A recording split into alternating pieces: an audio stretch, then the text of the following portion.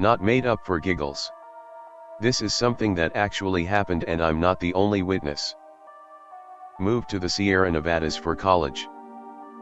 Before you ask who in their right mind builds a college in the middle of fucking nowhere, altitude of 3,000, it's a very small and poor school. Arrived there with basically just a scholarship and the clothes on my back, still 17, so I had to live at the dorms. Dorms that weren't actually run by the school, but a private company, so they were more like apartments. Shitty, infested, dilapidated apartments, crammed full of students. Me and a bunch of other first-year students arrive several weeks before school starts to get comfortable with our roommates, make friends, etc. One of my roommates is involved with this story, Mexican boy, we'll call him Juan.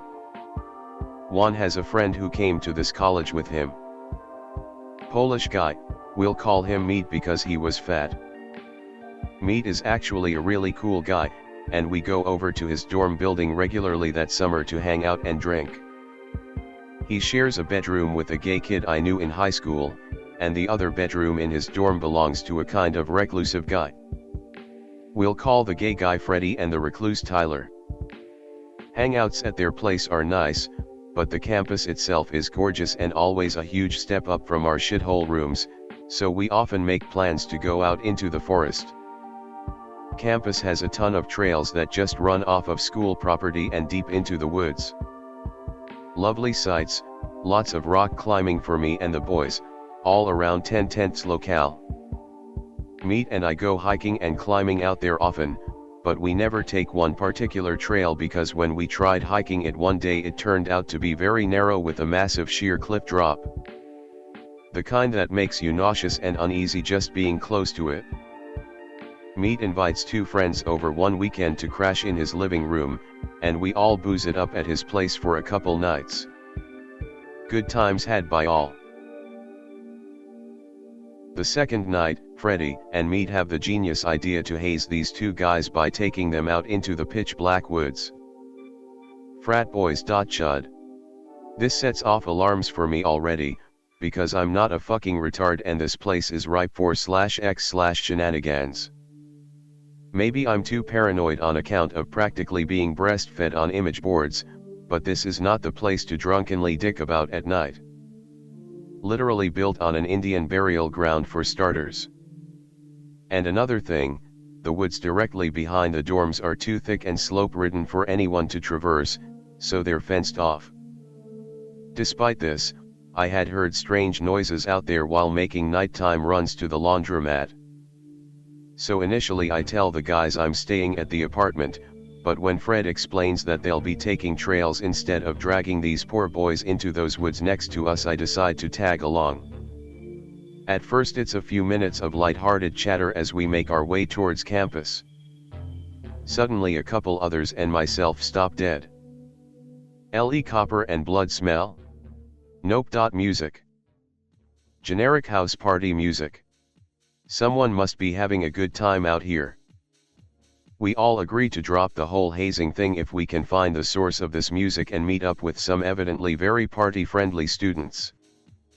Only one problem. It seems like the music is coming from that inaccessible part of the woods. We spend a couple minutes looking for a viable way around the fence and in the direction of the party, when suddenly it all goes quiet. Then I hear it. Music, coming from up the hill. Towards the main part of campus with all the buildings. At first the others don't hear it, but once it gets a little louder they stop questioning me. Who the hell is playing music at school in the dead of night? We reason that we must have heard the reverberations of the song come off of the trees, and amble our way up the path to campus. When we crest the hill, we see that all the lights are off and nobody is in sight. Can't hear music anymore. Now we're confused, a little frustrated, and somewhat intrigued by this strange turn of events. While we're arguing about what to do next, the music picks up again. We all hear it at nearly the same time, and look in the same direction. It's coming from the library across the lake. It's still totally dark in there, but maybe they're having the big bash in the courtyard on the other side. Never underestimate the motivational power held by the prospect of free food. We all sprint around the lake, and when we reach the other side, guess what? It's nothing. Gif. Once again, no music. At this point we're all riled up because we're distinctly hearing these songs come from specific directions, only to find nothing upon investigation. It may not sound that exasperating, but when you're experiencing it in real time it makes you feel like you're taking crazy pills. Plus we're extremely far away from where we first heard the music at this point. We couldn't have heard sounds at the library from all the way back by the dorms. The source of the music is moving. We're all pretty spooked by this concept, since none of us are drunk enough to ignore what's going on. We start cracking jokes about being in a horror movie, and collectively agree to go home. Suddenly, chaos. I start hearing the music from back by the first building. Juan hears it too. Meat hears it coming from another building in the other direction, but one of his friends says he hears it in the distance up another hill. We scatter. Some of us take off towards the sounds we hear, others are trying not to get separated. I'm hell-bent on finding whatever is causing this. I'll spare you the details, but this goes on for at least another 10 minutes, just us making a beeline for wherever we hear the song playing before it suddenly pops up somewhere else.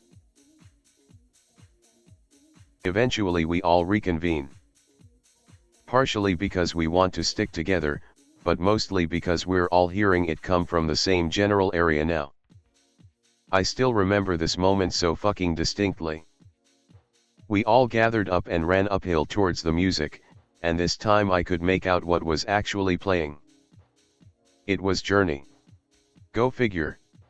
We're all hyper and shaken from this strange midnight adventure, but that's part of what convinces us to go further and find an answer.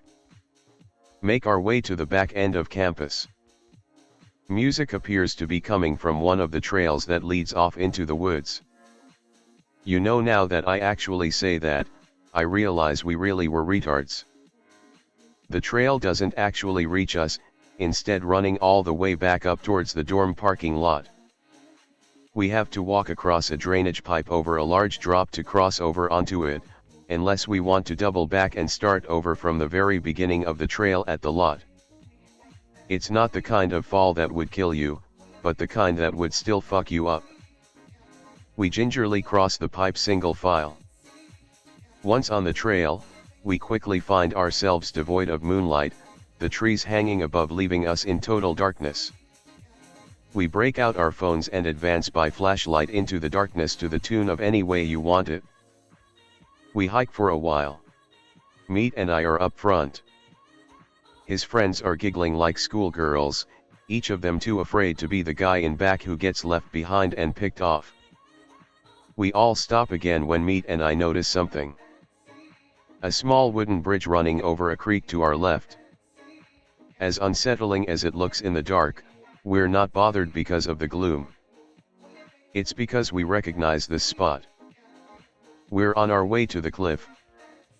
Fred cracks a joke about how we were going to bring the other two out here for hazing anyway. I think he just wanted to take the edge off. Meat and I tell him that we shouldn't be bringing people out here in the dark, and that we're going home soon. The music is still playing. Clearer than ever before, not too far away and completely uninterrupted. We all know we couldn't have heard this back at the start of our trek. Doesn't matter. We continue. Our lights are pointed at our feet and we watch each step we take as the path narrows. And then we find it. At first I miss it completely and keep walking, but some of the other guys behind me hit it with their lights and we all stop. It's a cave.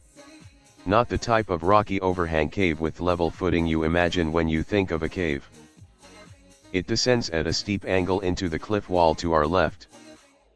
Supposedly there is water down there, as the creek runs into the mountainside. But that's not the sound of water coming from in the cave. That's Journey. This is where we all draw the line. I say, well, there's our proof, guys. There's no way there are people down there. Whatever's inside, it's not a party. We have no guns. Hell, I'm pretty sure none of us brought knives. Even as a group, we were completely helpless to tangle with whatever was out here. Juan is visibly shaken. You people do whatever you want, but I'm getting the fuck out of here. Who's with me?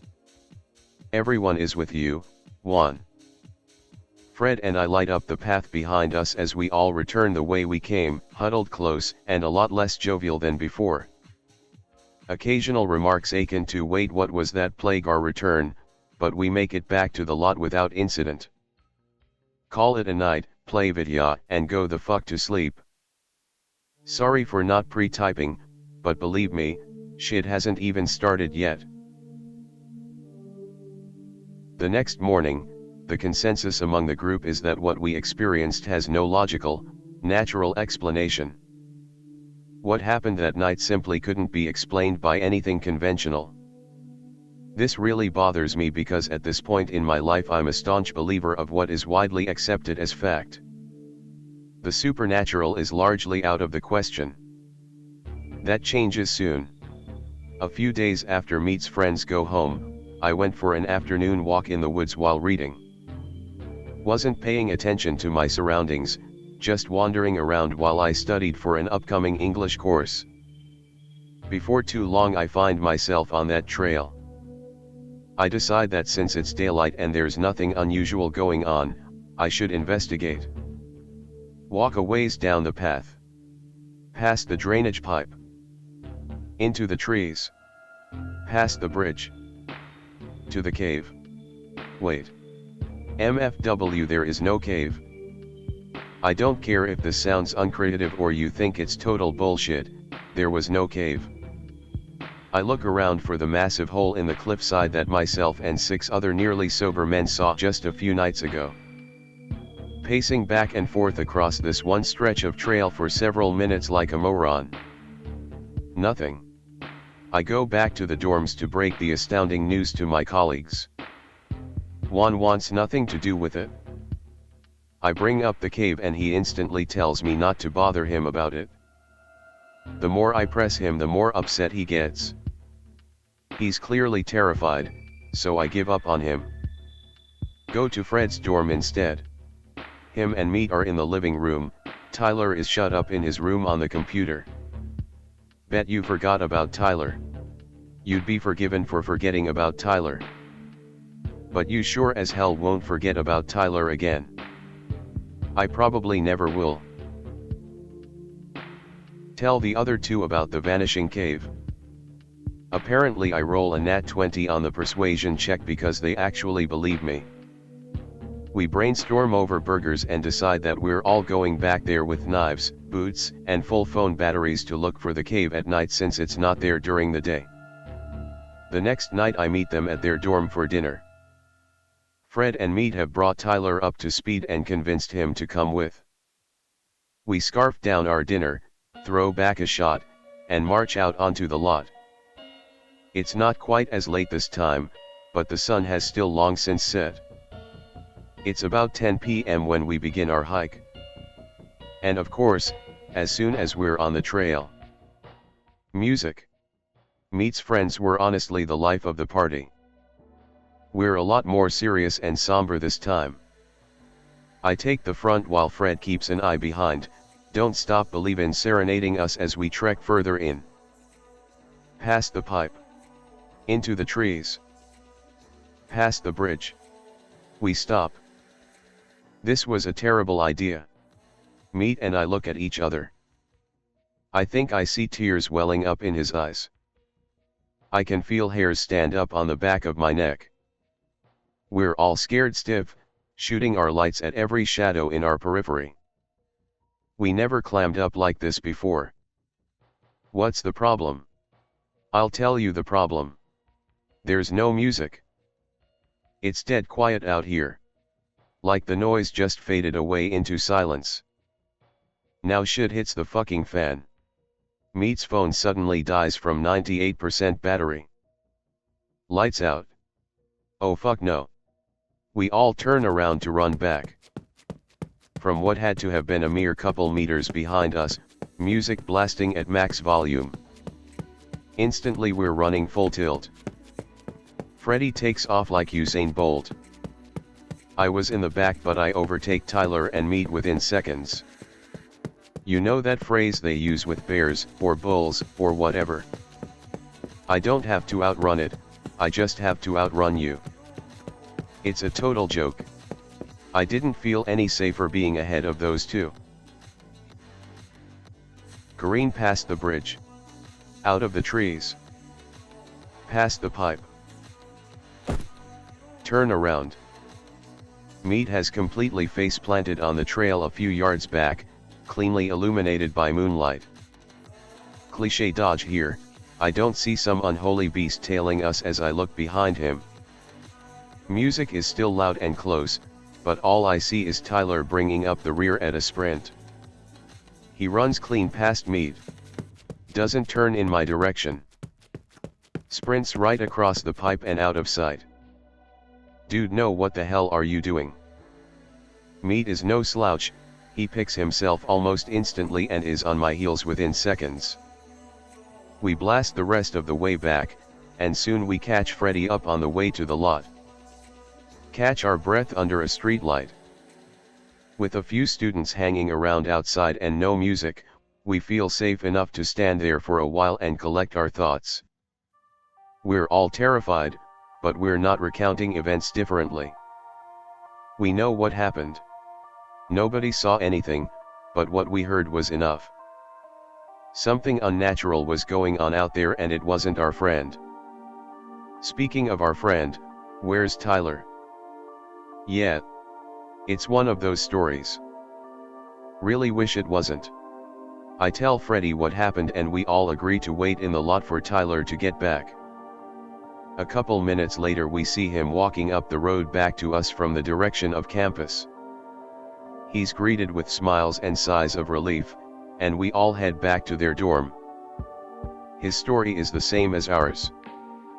Didn't see anything, just ran back to the parking lot from campus after he crossed the drainage pipe.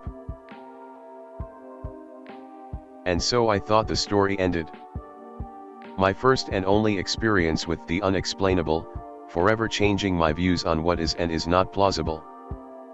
That night I go home to my dorm and do my best to rest. Definitely not telling one about this. Definitely telling everyone else though. It becomes a great party story, especially after Meet and I buddy up and start frequenting the same places, since I have someone to corroborate my every detail. But unfortunately things don't stay so lighthearted. The first red flag I notice is Freddy. Less than a month after that night, he just packs his shit and leaves the dorms for good. Paid a huge sum just to go back on his lease and everything. I saw very little of him, but once I did catch him on one of his trips to the dorm, I asked him why he was doing all this.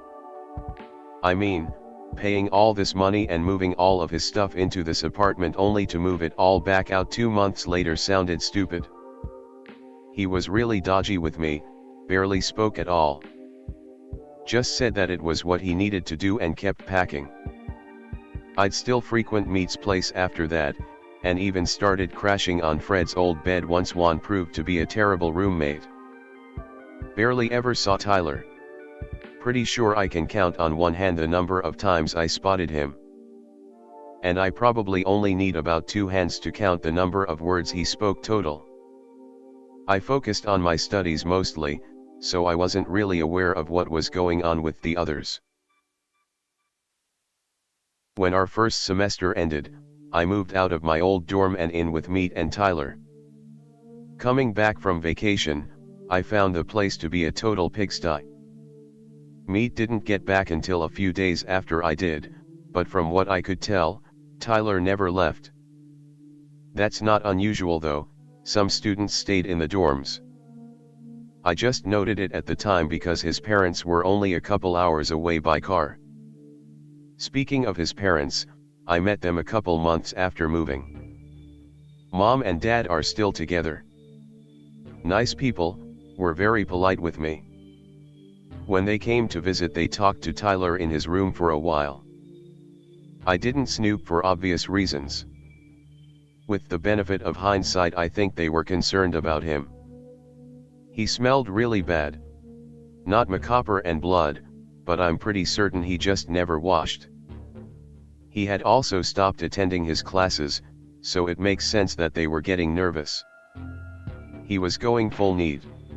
By the time his mom and dad made this visit, I was already weirded out by him. Imagine having a roommate that never makes any noise, never interacts with you, never eats or cleans or showers or shits. And you only see him maybe once a week. Every time I try to make conversation with him, he gives me a response that sounds like Siri attempting small talk. Just so devastatingly awkward that I don't even know how to reply.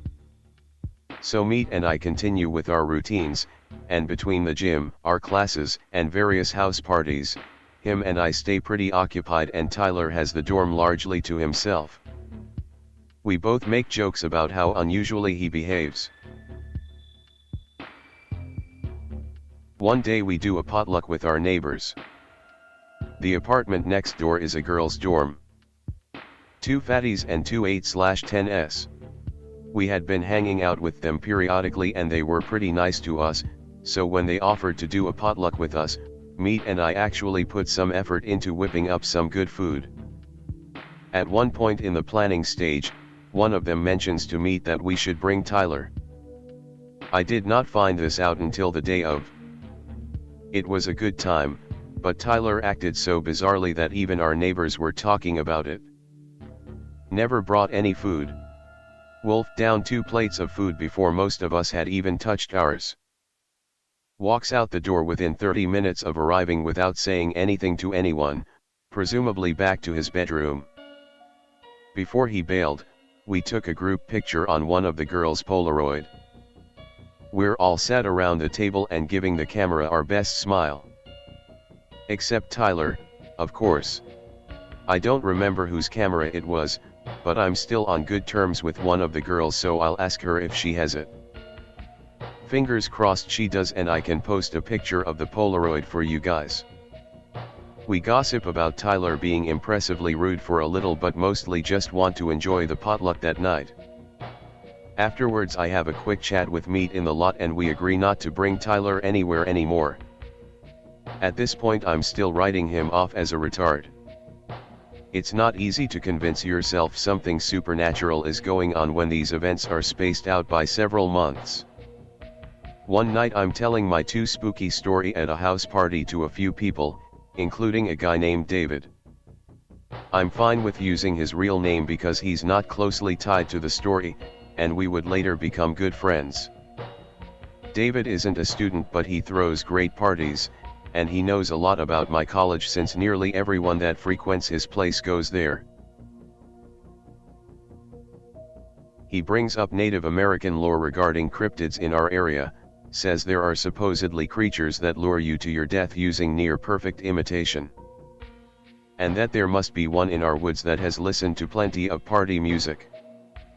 Of course I know what he's talking about, so I get to chatting with him about skinwalkers, and with his help I tell the Anansi Goatman story to a small crowd of buzzed college kids. It was lots of fun, but when Meat heard what we were talking about he apparently started thinking a little too hard. After driving me home, he says we need to have a talk. We get into our apartment. Meat says to check on Tyler and see if he's awake. I open the door to his room. He's not even here. All I see is copious amounts of garbage piled up on his floor. Room smells like a trash can, so I close the door. Tell Meat he's not home. We both take a seat in the living room, and Meat starts talking. That stuff you were talking about tonight kinda reminds me of Tyler. His tone is somewhat humorous, but I can feel us both tensing up. I ask him what he means. The stuff you and David were telling stories about. You know how it pretended to be someone it had killed, and it acted all unnerving, and smelled really bad. Oh yeah, those things are crazy sounding, aren't they? Why am I avoiding saying the word? Yeah, I mean, just saying. What if our roommate's been replaced with, like, one of those? Laughs. Why is he avoiding saying the word? You think Tyler is a, haha, skinwalker? Roughly 7 or 8 seconds of silence. The front doorknob starts turning. Meat and I both scream and jump back from the entryway. Like not 5-year-old girl screams, but still grown-ass men screaming over a doorknob. Tyler walks in, both of us wide-eyeing him as he stops in the doorway. What? I'll go on the record saying that what I did here was probably my one big mistake. I could have been spared a lot of trouble if I just shut my mouth. After a couple seconds of standing there sizing up Tyler, Meat, and I both relax and start laughing a little. We were talking about that scary shit we saw in the woods way back when we were moving in, you know? We were thinking maybe it was this Native American legend, a skinwalker. They can pretend to be people, so we were joking about it pretending to be you, and then boom, you walk through the door. Scared the shit out of us. Meat and I are laughing pretty heartily now. At the time I just felt like we were being idiots, and coming clean was the best way to defuse the situation. It was not. Tyler just gives us a little chuckle and goes to his bedroom. Meat and I continue to joke about it that night as we head to bed. I can't sleep. Too nervous, keep thinking about how much sense the skinwalker theory makes. Lock the bedroom door and window. Stay up for a few hours on my phone until exhaustion wins. Days pass. Never see Tyler. Don't want to. Never peer around the back end of the apartment to his bedroom because I have zero interest in seeing anything I'm not currently seeing. Rarely spend time in the dorm when I'm not asleep. Keep locking up every night. One night I'm dozing off and I hear someone try and open my door. Locked, of course. Then, knocking, and Tyler saying, Hey, are you in there? Not sure who he's addressing, but Meat is fast asleep and snoring. Grab my knife. Yes. Hey, can I have your help with? I honest to God don't remember what he asked for help with, only that I didn't believe him for a second. No, it's late, I'm going to bed. Complete bullshit, I'm not sleeping tonight. Hear him walk back to his room. A couple more days pass. I'm always on edge and I never sleep soundly. 9 days after the first attempt, Tyler tries to open my door at nearly 2 in the morning. What do you want? MFW, he doesn't even say anything and just walks away. MFW, I have no face. Another sleepless night. Decide to tell Meat when he wakes up that Tyler keeps trying to get into our room at night. We're both on the same page at this point. But neither of us want to confront him. We don't really have anything to demand of him that warrants a serious confrontation, and we're both a little unnerved at the thought of telling him we're spooked by his behavior. I let my landlord know I need to move to a different building. Meat starts talking to his parents about living with them for the rest of the school year. Waiting is the worst part. Landlord says in 5 weeks they can have a room available for me a few buildings down. 5 weeks of no sleep, full Jordan Peterson mode. Every night I lock up and get about 3 hours of sleep once exhaustion beats out my paranoia. Except on the nights he tries opening my door. Then I don't sleep. Grades stagger when I start finding it harder to study with a fried brain. Start sleeping on campus. Get kicked out of library for sleeping past closing hour. Can't sleep outside at night, can't sleep indoors at night. Go nocturnal against my own will, start chronically missing classes. Grades get worse. Consider asking friends for a place to crash, but nobody in this town has known me for more than a few months. Longest 5 weeks of my life. The last 2 weeks were even worse because Meat had convinced his mom to let him move in for a while. A couple nights each week Tyler would run the same routine. Try my doorknob. What do you want? Turn 360 and walk away. A couple nights before I was set to move, I had most everything in bags and boxes. Even my bed was stripped, and I was just sleeping on a mattress with a cheap topper. Midnight comes and goes, and once again he's at my door trying to get in. Grow up here and actually confront him. Why the fuck are you always trying to get in here? Hear him walk back to his room. Now I'm also pissed. Wait till sun comes up. Knock on his door. Keep knocking until he comes out. Why do you keep trying to get into my room? That shit is disturbing. He just stares. You're being fucking weird. Stop trying to get into my room. He closes the door. Don't see him for the rest of the day. Still tries my door that night. Tell him to go away. He doesn't. Yell at him, hey. Cut it out. Fucker yells back. No words, just yells. Doesn't go on long, but it's enough to convince me he's fucking nuts. For what it's worth, throughout all of this he never tries more than once per night to my knowledge. I almost wonder if he's a sleepwalker. I pack my shit and change buildings. Just want to get a proper night's sleep for once. Rest of the year goes fine, new dorm is full of spiders, but I'll take that over demented roommates any day. Never encounter Tyler at all. Basically put the whole thing behind me and forget about it. Leave for the summer, come back to the mountains that fall to finish my degree. Things go good for months until chickenpox hits and campus shuts down. Also, landlord starts running cover for meth dealers. Start realizing I hate the place, so I decide to move a few hours north closer to civilization with my GF. Made the move back in April 2020. Haven't seen Tyler since the end of winter 2019. Here's why I posted yesterday.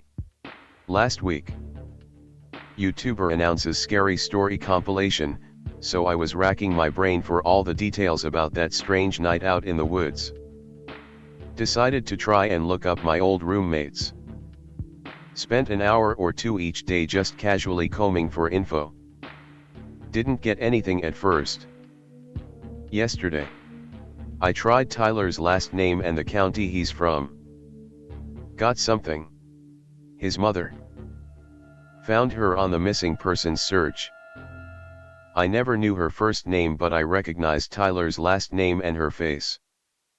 It was a little disturbing at first, but I've gotten a good night's rest and I'm feeling fine now. Kind of fucked up to think that, maybe, something got her son, and now apparently her. Maybe he's just a recluse and something tragic happened to her, but I still don't have an explanation for what we encountered out in those woods. Sorry if this was anticlimactic, never had some /K/style shootout with a screaming goat man, just really convinced that something fucked up happened to a guy I met. Who knows?